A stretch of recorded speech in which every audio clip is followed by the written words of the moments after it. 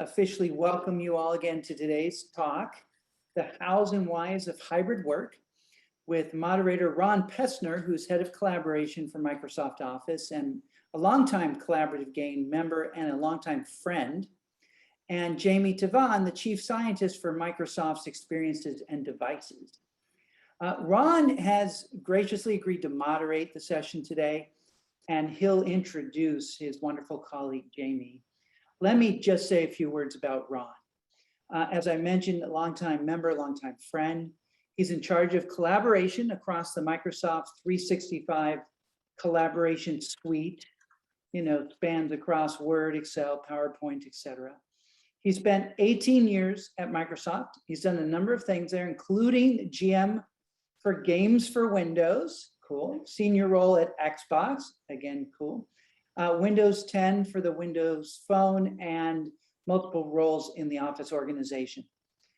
Ron, I know prior to Microsoft, worked with a number of startups in the early days of the web and mobile internet.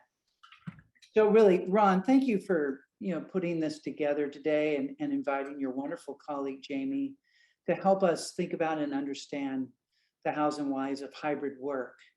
With that, I'm going to go off screen. I just want to let everyone know, if you have questions while they're talking, please put them in the chat. We'll either get to them right then or we'll do it during the Q&A session after the slides. Okay, so again, Ron, Linda, thank you, Jaime, thank you so much for being here, and really look forward to your session and some hybrid clubbing after the talk today. All right. Great. Thanks so much, Phil. And I also want to welcome everyone. We're really excited to be here, and I'm incredibly privileged to introduce Jaime Teevan, who is our chief scientist and corporate vice president in the Entertainment and Devices division at Microsoft. Jaime is an incredible person and also someone who leads our Future of Work initiative and thinking through how do our product teams really adapt to the future of work. Jaime has extensive experience, particularly in the field of AI, and I'm really pleased to have her share some of the findings that we've had around hybrid work and hybrid meetings. So Jaime, why don't we start by just maybe giving a little bit of an introduction. You're also a mother of 4.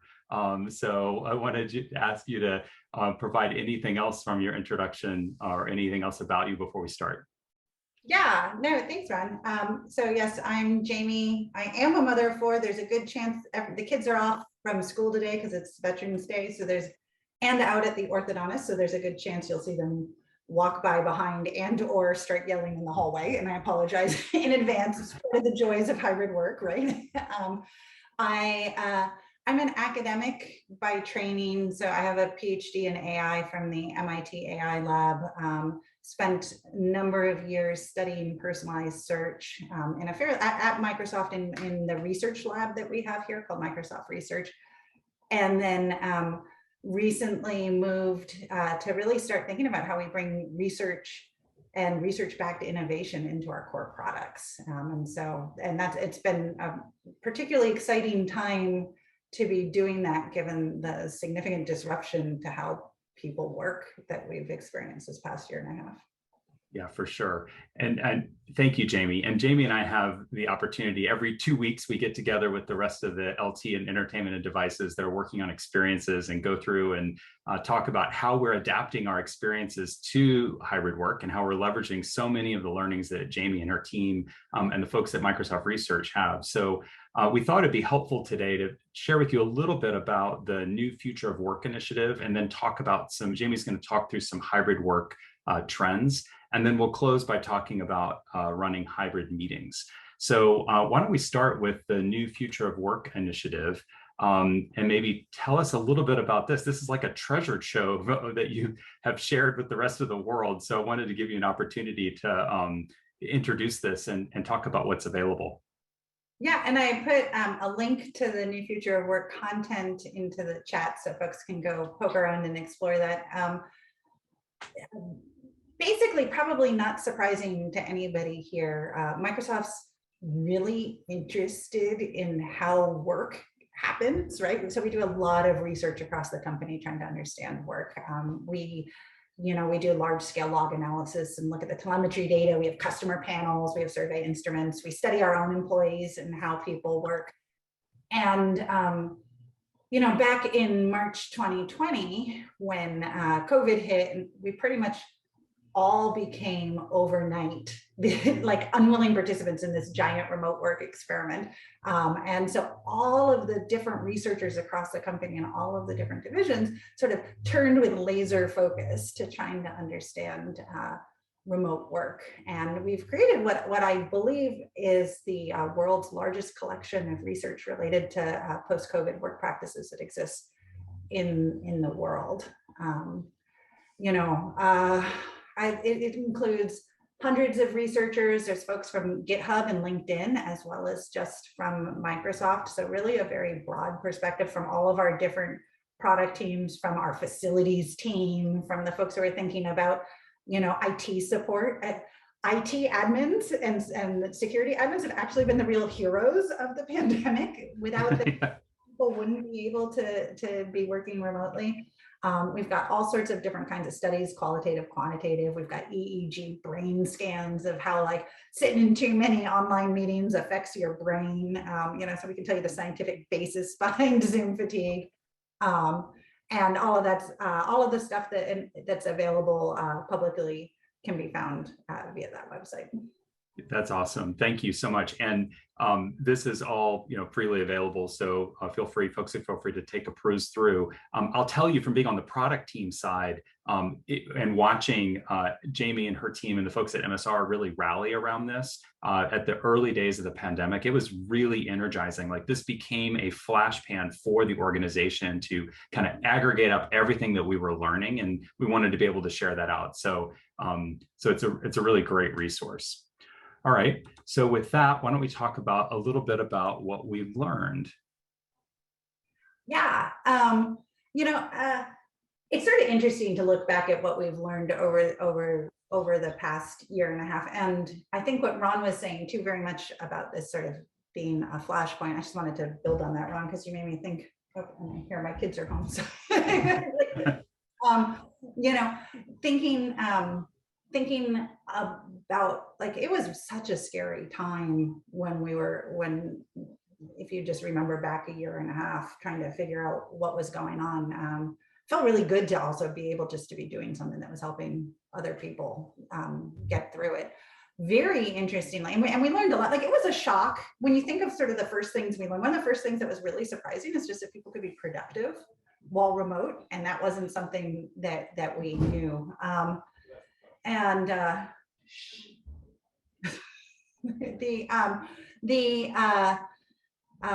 There's actually a really interesting thing that just happened there that's showing up in the research. Sorry, because it distracted me. I'm going to have to talk about it for a second, but it's something that we call the leaf blower problem, and it's related to common ground. So Zoom and Teams do a great job of extracting background noise. So you all might not have heard that my kids were being really loud just outside the door, but it was super distracting for me and hard to present while that was going on. So it's actually one of those, as we're kind of figuring out the technology that supports online meetings, thinking about some of the socio-technical interactions that happen right there are super interesting.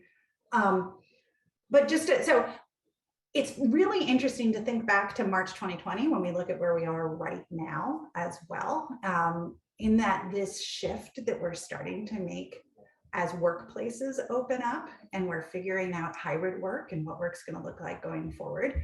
It feels actually surprisingly similar in that level of uncertainty and in like the kind of real ask that people have of like, help us understand this. Like, what is a hybrid meeting? I just don't know. What is it? How should we be thinking about space? When should I be going into the office? Those are like really serious questions that are coming up with that same sort of level of uncertainty and kind of fear too. It was scary to think about working from home.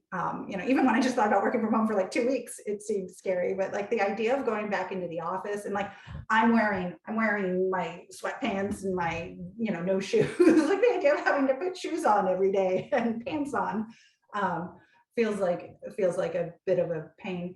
But interestingly, we had when we were sort of moving to remote, we built on there's decades of research has happened both at Microsoft in the context of Microsoft research and in the academic community around remote work.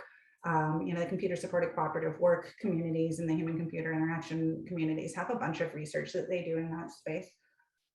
As we start looking to hybrid work, we actually can, there's additional places we can start looking for inspiration and really diving into the literature.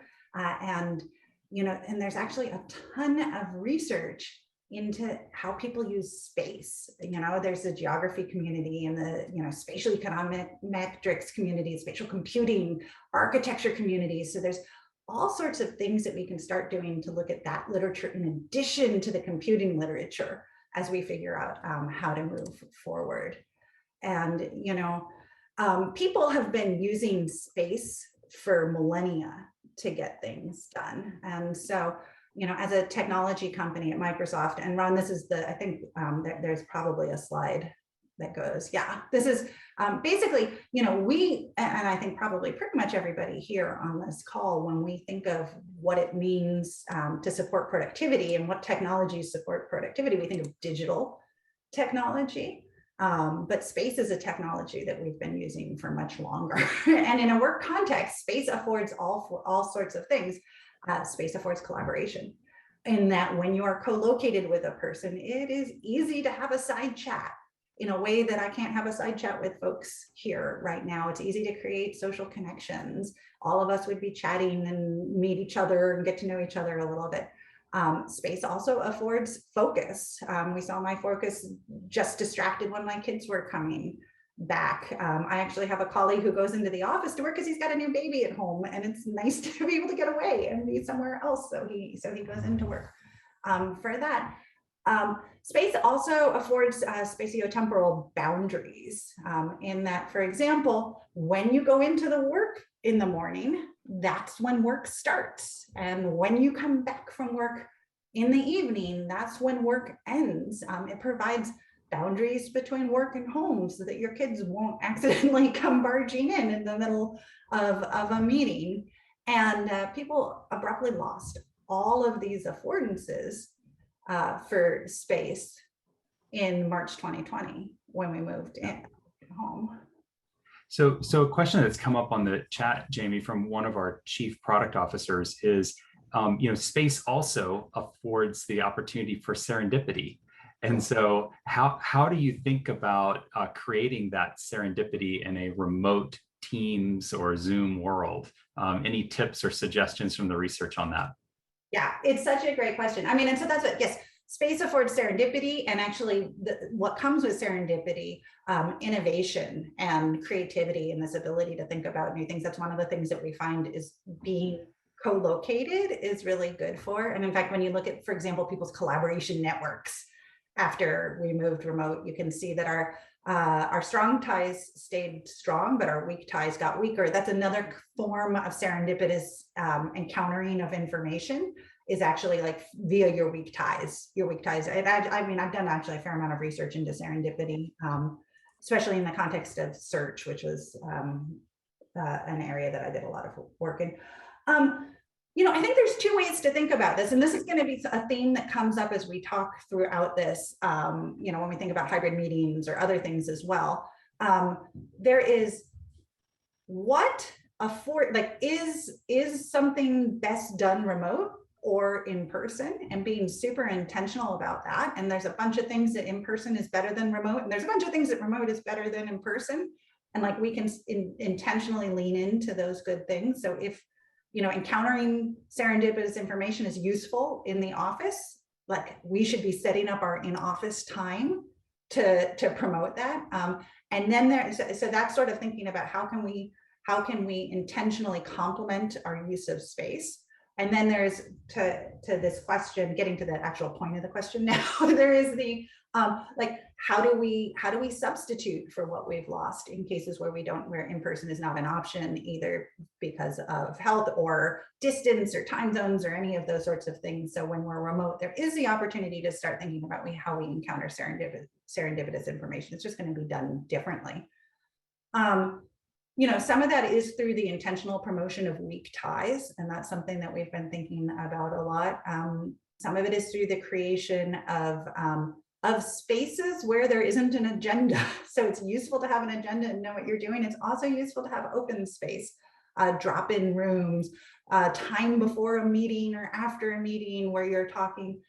And it doesn't have to happen via synchronous interaction too. So sort of leaning into some of the search mechanisms that you can use to start surfacing information that might be serendipitously relevant to a person at a particular time. Yeah, Jamie, one thing we've done on my team based on your research is we do this like, there's a little bit of social engineering, but we pair anyone in the triad. It could be engineer, designer, program management, planning and research person. Anyone can say, look, I would like to have coffee for 20 minutes with someone once a month. And it's to promote that weak ties piece in particular, like being able to get paired with someone who you work with generally, but you don't know super well. And so it gives you an opportunity to connect with folks. And that's been particularly effective. Do you want me to advance to the eras of the geography of work? Let's go through that because that's fun. And I just put a link into the chat into some of this research that shows, we just had a paper published in Nature Human Behavior that uses causal analysis to actually look at the change in people's collaboration networks. So very much to this point that Ron was mentioning around the weak ties.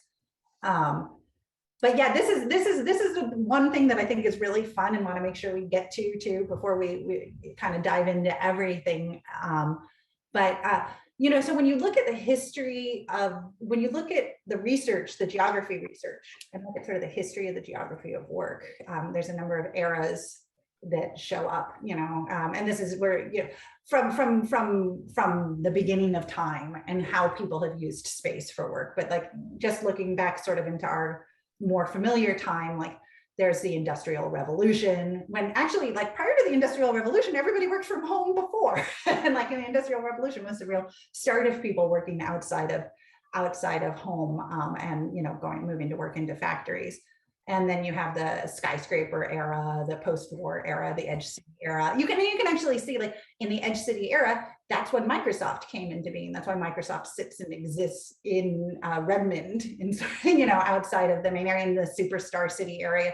That's when something like Amazon came into existence, and so you actually see all of these different eras. And one of the things that's interesting about these eras, and I think it's a build, Ron, on this slide, but many of these eras are actually driven by technological advances. So a lot of the factory kinds of innovations are what enabled the Industrial Revolution. The steel frame construction and elevators is what enabled us to start moving into skyscrapers. The post-war era and the creation of suburbs, as we know them, where people commute into work, was really driven by democratized access to the car.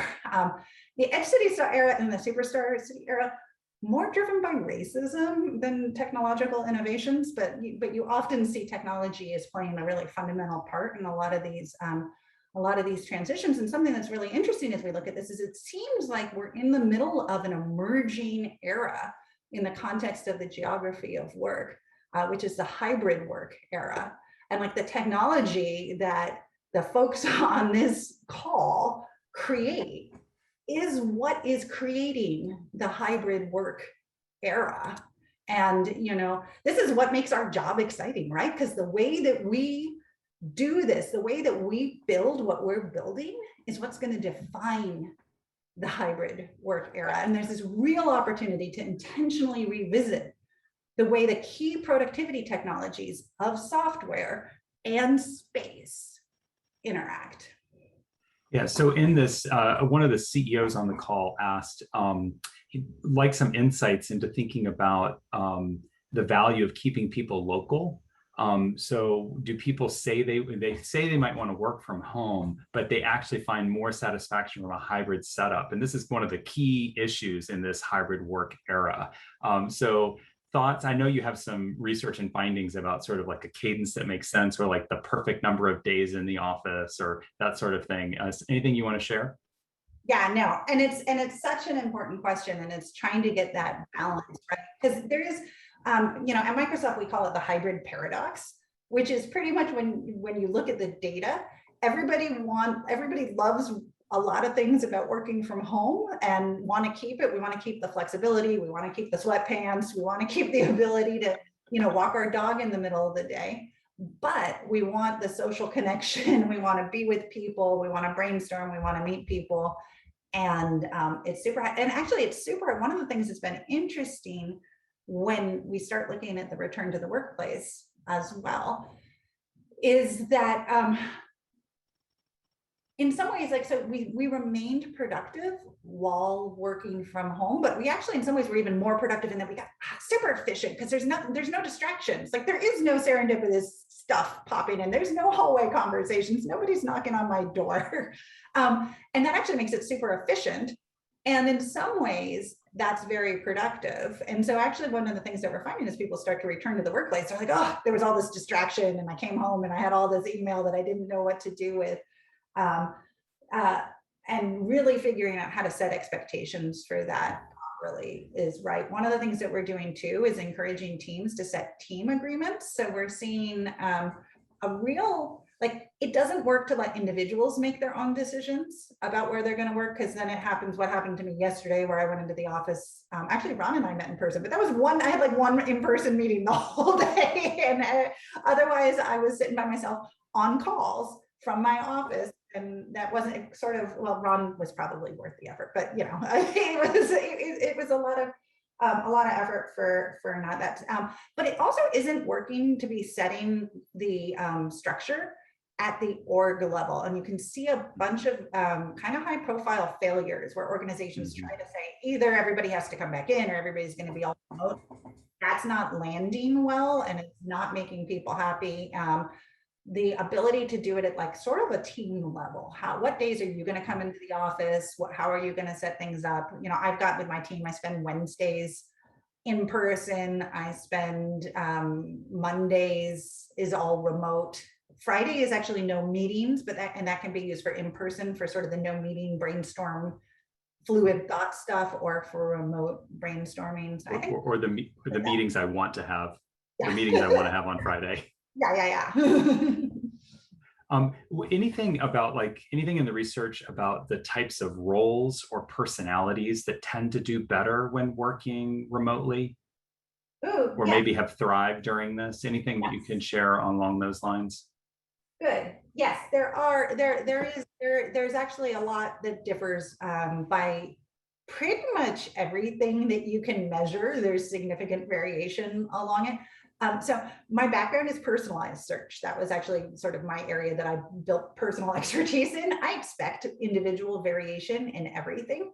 So when we were first looking at the data coming out of the sort of post-COVID work, and people were like, there's a lot of individual variation. I was like, yeah, okay. But when you actually look at the data, there's the amount of individual variation is even more than you might expect.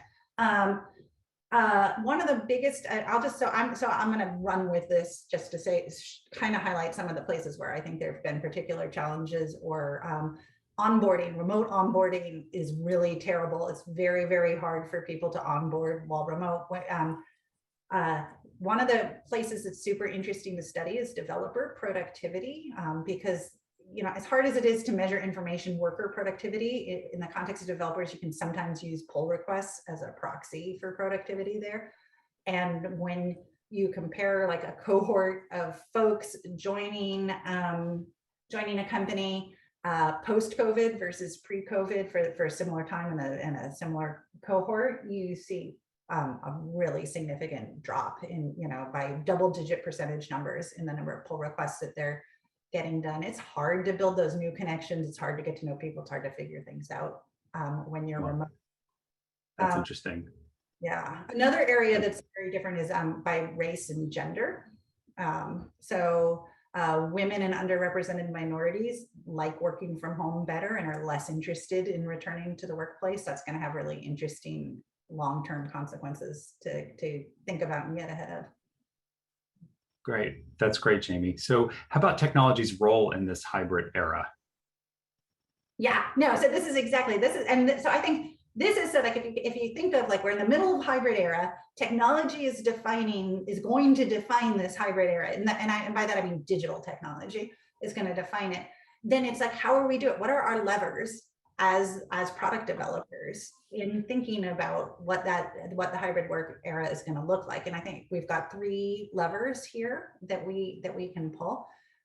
One is actually helping people understand their use of space, and so like we're doing this kind of old school style through the research that we're doing, where we collect research, we derive insights, and we publish those insights. But increasingly, like one of the things that was really interesting that happened as we all moved remote was the digitization of work as well, right? We've got a computer right now mediating this conversation, and it didn't used to be that all of your work conversations had something mediating it.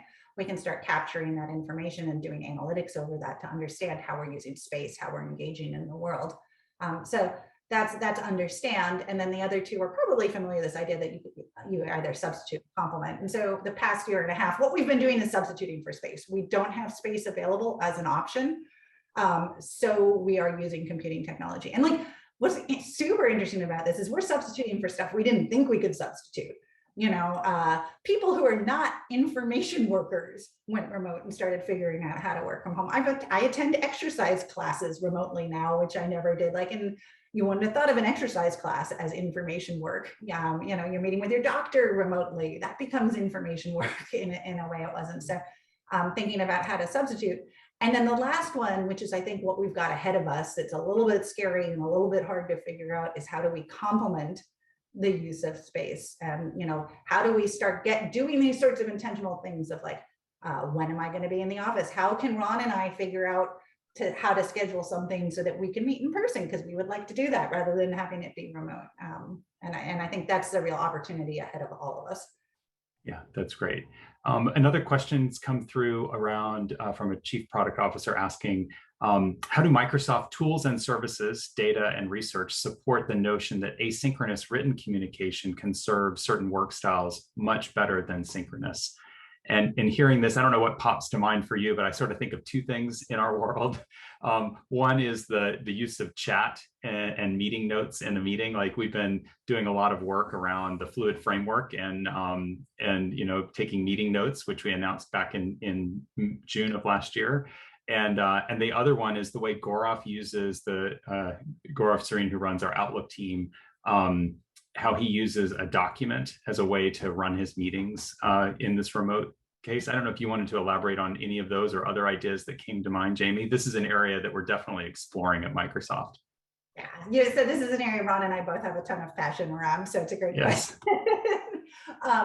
And yeah, when you think about the synchronous and asynchronous communication, so that I put a link to the Nature Human Behavior study, and one of the other interesting things that we found via causal analysis was that firm-wide move to remote work actually drove also a move from synchronous collaboration to asynchronous collaboration, and that's just such a rich opportunity. And like we're like, you know, it starts becoming really interesting to think about as a meeting is digitally mediated, as there's a transcript that can be taken from it, as there's a video that is captured, and like, you know, video recordings, that's the fastest growing media type within Microsoft internally is video recording. We can pull transcripts from that. Like that becomes something that we can, and then you can start summarizing it and doing really interesting things with it. Like, and that becomes, you know, a way to engage with a meeting artifact post hoc. Like it becomes, it's you know, meetings and documents are essentially converging to something similar. And so like, it becomes interesting about how do documents become more synchronous ways of engaging, and you see that like these are not new trends. These are trends that existed before COVID, and what happened with COVID is it just like got accelerated, but in a way that was like a phase change. It got accelerated in a way that actually caused real meaningful change. These were things that were going to take a long time and be hard, you know, and this is like really caused us to look at things differently. I love persistent chat, and this idea that you can start chats before meetings, continue chats after meetings. I love the idea of thinking about how we can like pull in more of that synchronous conversation into the asynchronous engagement as well, and vice versa. Awesome. All right, you want to maybe finish up on the scale piece about space, and then we'll move to hybrid meetings. Yeah, that sounds good. And then I don't like, we can go through this pretty quickly just to jump onto the, but I think the real important thing here is that one of the big things that comes out when you look at the geography literature is what's called the second law of geography. And this is that things that look different when observed at different scales.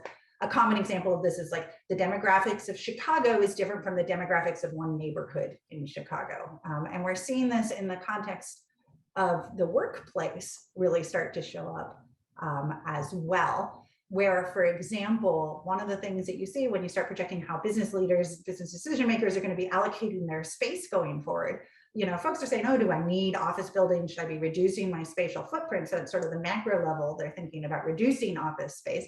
But at the more micro level, there's actually a real investment happening right now in conference rooms with, you know, sort of a doubling down in the expected growth of conference rooms by 33% between now and 2025.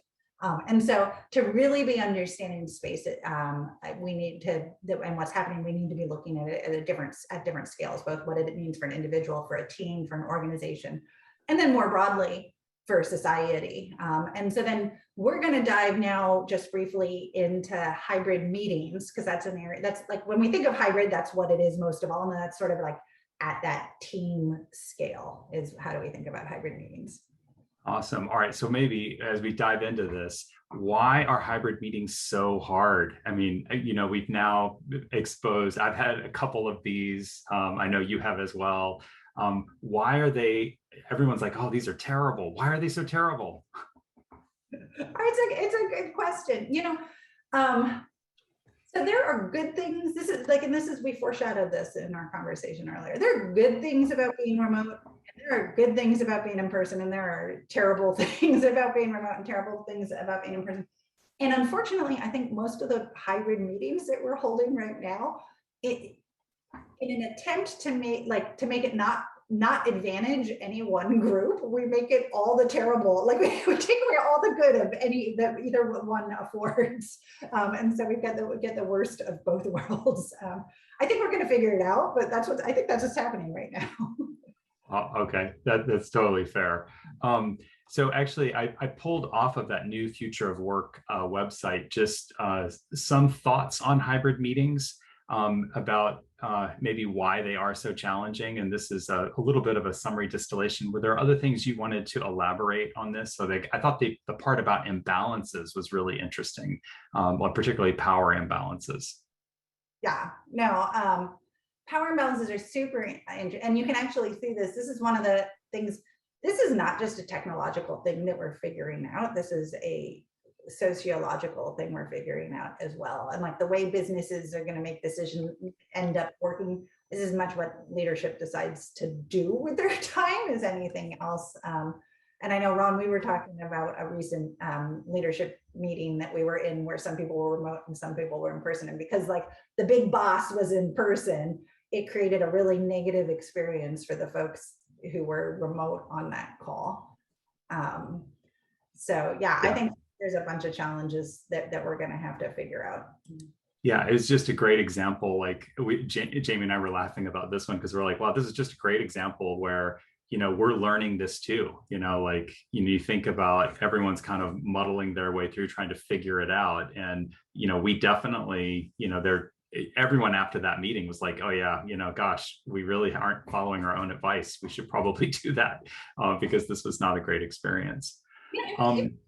Sorry, just one real quick riff off of that, but we carry over too, like we're even carrying over some of the negative things from the different places. So like one of the things that's super interesting and challenging about remote meetings is like, you have to think about how you present, like the presentation of self more than you do in person. You're used to being in person. You're not always like, how do I look, whatever. Right now though, I have to like hide my picture if I don't want to be thinking. And that's because it matters how you're presenting to other people because we don't share common ground. And one of the things that's interesting is like those common ground questions. And it's why you see like do you know people didn't invest a ton in hardware or new devices when they moved home, except they invested a lot in cameras and like ring lights and background because we want to be showing up and presenting well. And it's interesting as you start moving into these hybrid meetings, all of a sudden you're not in control of how you're presenting, but you're presenting to hybrids. Like I sit in conference rooms and I'm like, they're looking at my nose and the lighting's bad. And you're not, you start going in and you like put your laptop up here so you can look normal. And like, in these hybrid meetings, you don't know who's around. Again, that failure of knowing, even though you're in person, you don't have that same common ground. And so like, it's super interesting to see, like you whisper to somebody, but the mics are quite good and we'll pick up those whispers and broadcast them to the entire room. It's super challenging. We're gonna have to figure that out. Sorry. Yes, for sure. So the chat is really lighting up with quite a lot of good information. I'm going to work my way back in some of this, and Pooja is asking about some tangible tactics or tips for ways for us to deal with this, and that's actually our next slide. So I think we'll go ahead and talk to that, and then we'll come back to some broader recommendations. All right, so should we talk about charms for remote and hybrid meetings? Absolutely. Do you want to talk through it, or do you want me to? I feel like it always makes me uncomfortable to spend the whole time talking. No, sure. I'm happy to cover this. No problem. So we've actually started using this. This is a research-based guide to help making remote and hybrid meetings more effective and not falling into that lowest common denominator trap that Jaime talked about. And it's called charms. So these are think of this like a checklist of things to think through. The first one is, hey, how should you use chat in the meeting? And Jamie's watched me do this multiple times in the last year and a half, where I'm like, all right, put questions directly related to the slides in the chat. And so that way it keeps people from kind of going off. But it's establishing ground rules about how do you want chat used in that meeting. Second is, are the meeting goals and agenda really clear? And, I think one of the big things that seems to have emerged with the pandemic is that it's put a lot more scrutiny on, do we really need a meeting? What are we trying to get done? And how do I make sure that this is a good use of time? And so we know from our research that meetings that have an agenda and a clear goal are way more effective and a good use of everyone's time. M for the moderator, and this is a shout out for Brittany and Phil and other moderators here that moderate various activities.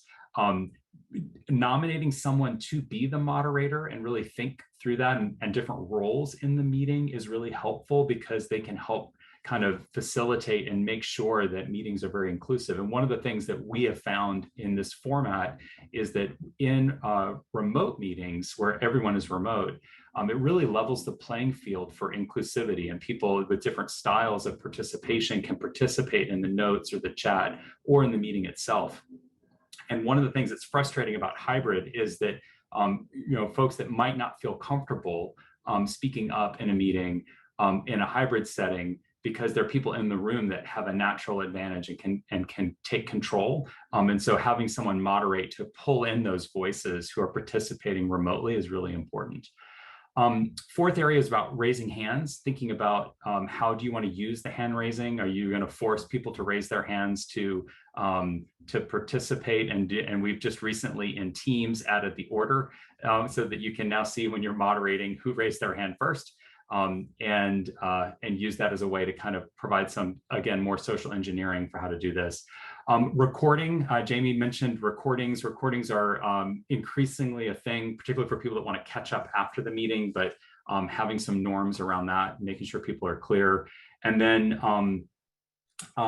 the last one is starting the meeting. One of the common pieces of feedback in a hybrid meeting is that people in the room sort of have that social time at the beginning, and many people, including our teams at Microsoft, have started to flex the meeting start time. So an hour-long meeting will start 10 minutes after the hour, but you can imagine people showing up to the conference room and having some social talk. So really having a norm established where people are setting up the call and getting connected so that people online can participate in that small talk too at the beginning of the meeting to help build those social connections that Jaime talked about before. But we're using this. I've been in several meetings now where literally people show this exact slide and are in talk through, okay, who's going to moderate, who's taking notes, how are we going to use hands, are we recording, as a way to help facilitate a hybrid meeting. So hopefully that answers the question. Anything else you'd add, Jamie? No, that seemed great. That was wonderful. Thanks. Okay. I'm just scanning through the questions. I managed to, while you were going through that too, I managed to go through some of the chat, and I thought there was something related to sort of what are the you know, how should a company start thinking about setting up their flexible work Yes. options, Perfect. and really thinking too about like in-person versus remote. And like somebody asked, you know, does it make sense for meetings? Some meetings shouldn't be hybrid. Some meetings should just be remote. Actually, presentations are kind of awesome for remote because there's the chat is super useful for people who don't want to take control of the conversation, but get to participate. So that's a great kind of, you're watching a presentation way to engage. It's a great way to share information and get other stuff. On the other hand, brainstorming or sort of onboarding, getting new things started, that's better for just co-located. And like sometimes you should just do co-located, even if that means flying people in to be co-located, you should do that co-located. And actually, one of the things that I think they're very actually directly related to that because of the benefit, like basically there's a lot of startup cost in being, the startup value in being in person. When you're away, you're sort of spending the social capital you build, and when you're in person, you're refilling that bank. And there's other stuff that you do. Thinking about how you want to set up your flexible work policies in advance, you could start imagining like, just in the same way you give vacation to employees, you could give flexible work time to employees as well. And that could be something that actually increases with tenure at the organization. So a new employee, maybe you say it's very important that you're in person most of the time, or, you know, or just local and therefore able to be in person. But, you know, as you gain seniority with the organization, you could start, it becomes less of an issue if you're going to travel or work from other locations or not be in the office. Oh, that's great. All right, why don't we throw it open to questions? I don't know, Phil, if you want to, if there are folks that are queued up interested in asking questions. Yeah, can you hear me? There are. Yes. And in fact, I would like to, I'd like to bring in a couple of people live. Let's start with Summer Kawide. Summer, you just asked a great question. And so we're going to bring you in live to join the conversation. Brittany, if you can make that happen, or I guess I can do that. Oh, I think it's happening. Traveling through cyberspace to appear momentarily with us. Yeah, exactly. A little Star Trek sound there. Are you with us, Summer? Let's see. Not yet. Okay. Well, Brittany, is that being worked on, or should we? Oh, here we are. Nope. Great. Summer, would you like to go ahead and ask your question? Hi, can you hear me okay? I'm curious, do you have any advice for leading leaders through this kind of change? There's a lot of new leadership muscles to be built and exercised, and I think that there's going to be a heavy expectation for leaders to model, but I think they also need it modeled, and the teams are going to be doing a lot of changes in how they behave. And what do you think about leading leaders through that?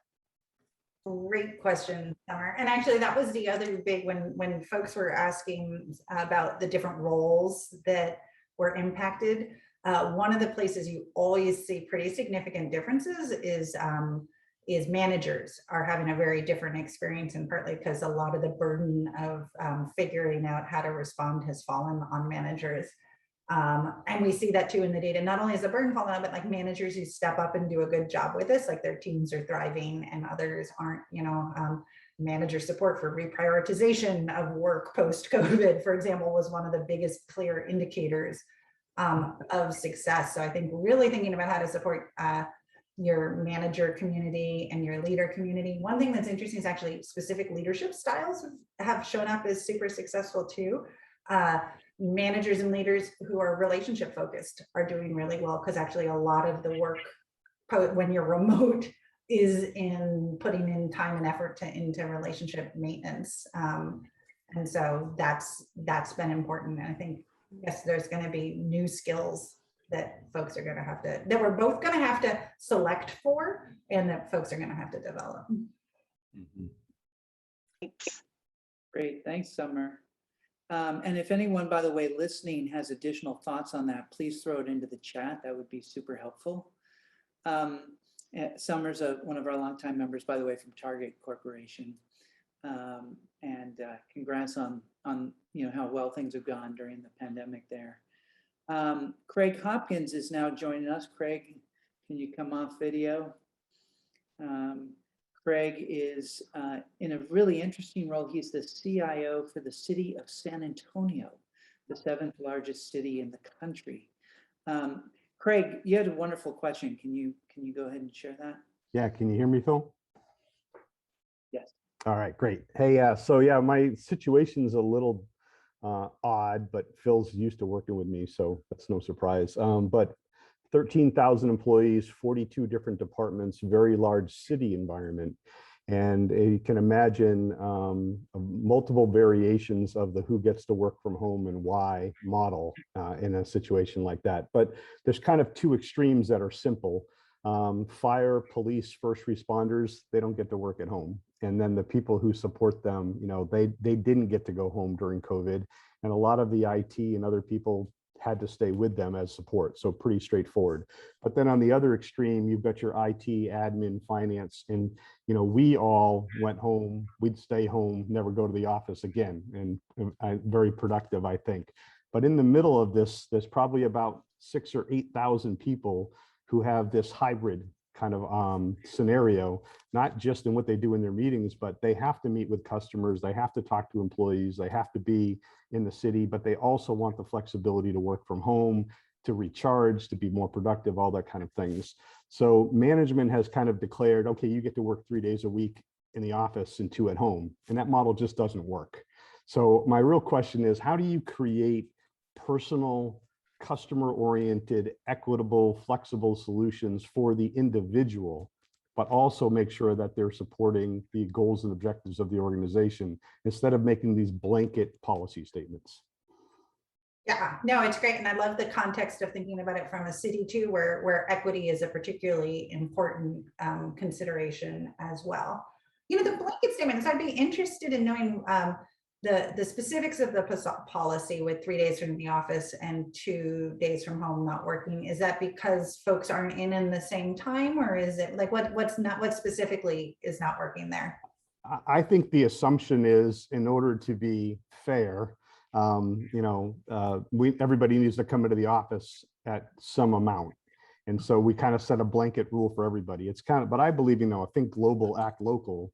And so you can set policies for the departments if you want to do that. But at the team level, the team should be able to figure out what's the best thing to do for their team. 1 day a week, 5 days a week, ad hoc meetings, whatever it is. So there's just doesn't seem to be a kind of a structure that you could let frontline managers work through with their team outside of these kind of global policies. We just want to keep it fair for everybody. Right. Yeah, no, so I think those sound like real challenges. I do think there is also, though, with the 3 days, 2 days from home, like there's a bunch of coordination, because if we're all doing those decisions individually, it's going to end up not working well. Data does, the good news is the data suggests that folks can work 2.5 days a week is sort of like optimal for the general optimal in terms of being able to maintain social connection and maximize people's individual happiness. So you both get sort of the benefits of the office and you get the benefits of being from home at that kind of middle space. I think it then starts becoming, yes, how do you figure out the individual needs? How do you start coordinating too across like the intersection of what individuals decide and how that impacts the people on your team? I put a link in the chat to something that we're exploring in Microsoft that might be useful or might not, but around team agreements. And this is very much support for having these structured conversations with, exactly as you said, like it's hard to have a global policy. You can't let individuals make the decisions. So it's trying to think about how to provide support for folks in the middle making those decisions. So that might provide some useful context. Thank you, Jamie. Thank you. This is great. Ron, would you like me to keep, bringing in members like this, or Yeah. what? Yeah, go for it. Well, I think we have time for probably maybe 2 or 3 more. Yeah. Okay. I just Mary, promoted Mary, Phil. oh, you did? Oh, wonderful. Okay. Mary, I thought your question was a great follow-up around flexible work options. Are you with us? Can you unmute? There we are. So Mary is a moderator of the councils, was a founding member back in the day when she worked at HBO and ran all their digital. And today she's actually at Bowdoin College, where she runs communications and public affairs. And right now, well, Mary, tell us a little bit about what you're working on and what you'd like to hear about. Yeah. Oh, no audio.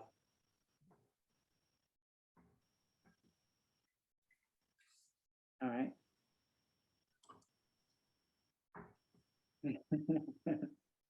This is one of the challenges, right, Ron? I like it. It's like knock twice if you're there. That now you can hear me? Yes. Yes. All right, the dilemma of the AirPods in an open office environment. Prior to the pandemic, Bowdoin did not have a very flexible work. We didn't really offer very flexible work options. Obviously, during the pandemic and when the college was primarily, when everyone was sent home, all the students were sent home, we quickly shifted to an all remote work model. As we now are exploring what kind of flexible work policy might be good for the college moving forward, recognizing that we are a residential educational institution, so there are many roles that simply cannot be executed remotely. What advice would you give us if you had 3 things to say, these are the 3 things you should really be paying attention to as you contemplate what a long-term flexible work policy might look like with a particular lens of equity? Yeah, well, and the education environment is super fascinating, and you know, I have as hard as the pandemic has been for many of us, my colleagues who are in the academic community are the folks I feel through for the most and are really getting burned out, because I think that's really a lot of the challenges that you have to work through in that context. Are challenging. I think a lot of, well, I guess it sort of depends. Are you speaking about admins and staff? Are you speaking about classroom education contexts? Because I think there's sort of different types of solutions that make sense. I'm talking about admin and staff in this instance. Okay, about admin and staff. Yeah. You know, I think. And so what are sort of the top things that the admin and staff might be thinking about as they try to figure out, as they're trying to balance things, particularly from the context of equity? You know, one of the things that I have been thinking about a lot in equity, and I don't know how much this would apply in a residential college environment, but I do really think about being able to support folks while they're remote as a form of equity, you know, and thinking about the people who don't want to come into the office. Like I said, women and underrepresented minorities are much less interested in going to the office. There's a lot of reports that people say of like feeling like that, like it's actually kind of a relief not to experience the microaggressions that you experience in the office while remote. There are some equalizing factors to remote meetings, like the presence of meeting chat, that provide benefits, give people the floor and ground. I worry about it though, because I don't have good post-pandemic data, but pre-pandemic, there was good evidence that even though people while remote might be performing at a level equal to their in-person colleagues, they would get promoted at a slower rate. So I actually think one thing that we need to be thinking about in the context of equity is how to support folks to work remotely, because I think that actually allows us to be more equitable. How do we support remote work? How do we support people working from different geolocations, different work hours? And how do we do that in a way that doesn't leave remote people behind? And that I don't know the answer to yet, but that's something that's on my mind a lot. Yeah, Jamie, actually, this may help. We did kind of do a bonus slide that included some of these things to think about, which I'll advance to that. The first one you just mentioned is like where to work is a personal decision. So this is the way this is set up is what are some misconceptions of hybrid work? How should you think about it? And what are the implications for product leaders? Though you could say, oh, look, what are the implications for leaders in general? And there are a couple ones maybe to pull forward, like Jamie's talking about this first one here about a personal decision, because some people think remote work's really about going and working in a vacation destination, but that may not be the case. Like Jamie was saying, people might be working remotely for other reasons. We also talked about the second one a little bit. All workers should have the same experience regardless of the work location. Well, probably not. There's strengths and weaknesses to each of these. And so how do you avoid a lowest common denominator kind of decision?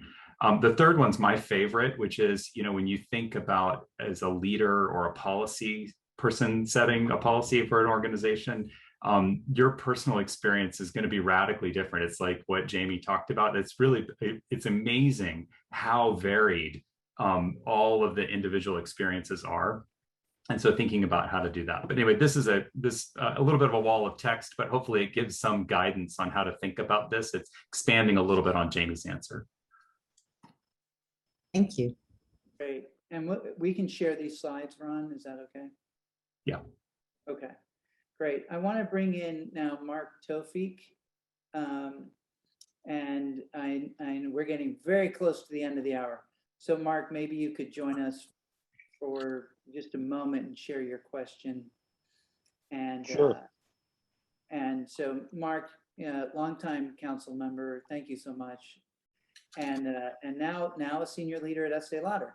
So what are you thinking about these days?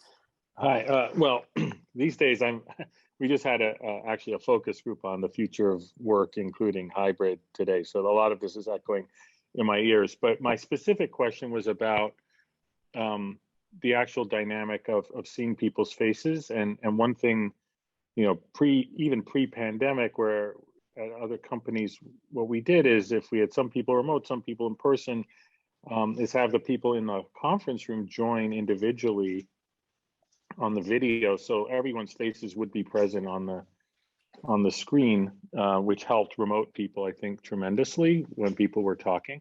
And there's some technology you can have in a conference room where the camera will actually find the person talking and zoom in on their face, which is great, but that's expensive and not all conference rooms have it. So just wondering, I guess, number one, how common is that as practice? How important does any research indicate that's important? And if so, cultural practices like I like the charm thing. This is sort of like maybe another thing, a la the charm thing, where you're trying to adopt a norm. How do you drive that and get the buy-in and the empathy from people to participate in that way? Yes, fabulous question. And just the camera on, camera off question is a super interesting one. And it makes such a difference to me, like being able to see your face right now. It makes a world of difference in the phone actually terrifies me. I don't talk on the phone very well. If I had to go to all phone calls, I don't think I would have survived this year and a half. Being able to see faces matters a lot. There's super interesting equity topics that come up with that too. I know a lot of schools sort of dealt with these topics with sort of, do children have to have their cameras on? What does that mean? We actually, and exactly as you said, there's all sorts of interesting research happening. How do you identify and extract out? I think you'll start seeing that, not requiring specialized hardware, but laptops that can take an image of a room and start pulling out people's faces. We're seeing actually to deal with some of those equity issues or people not comfortable having their camera on, you can start using avatars as a way of showing up as well. And I think a lot of this sort of metaverse conversations, like before we're all living in virtual reality, we're going to see it start to show up in some of our remote engagements. This is really our first, as people and as workers, our first real experience with augmented reality at scale. So there's opportunities there. I think a lot of the conference room innovation that you're going to see in the coming months, and I think we're going to see a lot of conference room innovation from a lot of companies in a lot of ways, is going to be very much about how do you capture people in a meeting to project them out, and how do you bring folks outside who are remote in as sort of equal participants. I was just thinking this, and I was trying to, as you were speaking, trying to dig up the link, but Microsoft Research has this annual summit that we do where we sort of share all of our research. And there's this great session in there. There's a session on the future of work, and I can't find the direct link, but that has this example of a hybrid meeting room that really centers sort of thinking about faces and seeing people, and like looks at what it's like to bring people's faces into the conference room. And it was like, I like teared up as we were filming this demo, because it was like a real example of how hybrid meetings can work and be great and allow you to interact across space and get the benefits of in person. So well, let's follow up on that link, Jamie. I mean, maybe we can get, you can find that later or something. Yeah, I will dig that up and we can share it. And or I can even I can just screen cap what that meeting looks like too, because you get a bit of a sense of it. Like, it's awesome. It's a conversation. It's a session just like this. It's like but you can just see the feeling of being like that, the community that it creates is great. Great. Well, thank you. I know we're 3 minutes past time. And everyone, including Jamie, you and Ron, have to jump. Thank you so much for coming today and hosting this conversation. Thank you all who had questions for bringing those and enriching this dialogue.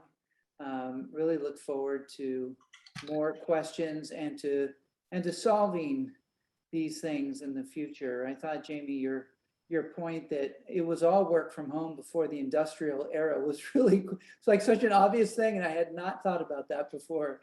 And we're in a new era now. And it's as uncomfortable as it was in March of 2020, which is certainly true. And most people hate hybrid meetings. And so I'm looking forward to finding ways to solve that. So really, thank you very much. And again, everyone who's still here, thank you for being here and bringing your great questions and comments. We'll follow up with some of the links and resources. And yeah, go ahead, Ron. No, thank you. Club time. All right, let's go to the clubs now. All right, everybody. Hybrid All right. 54.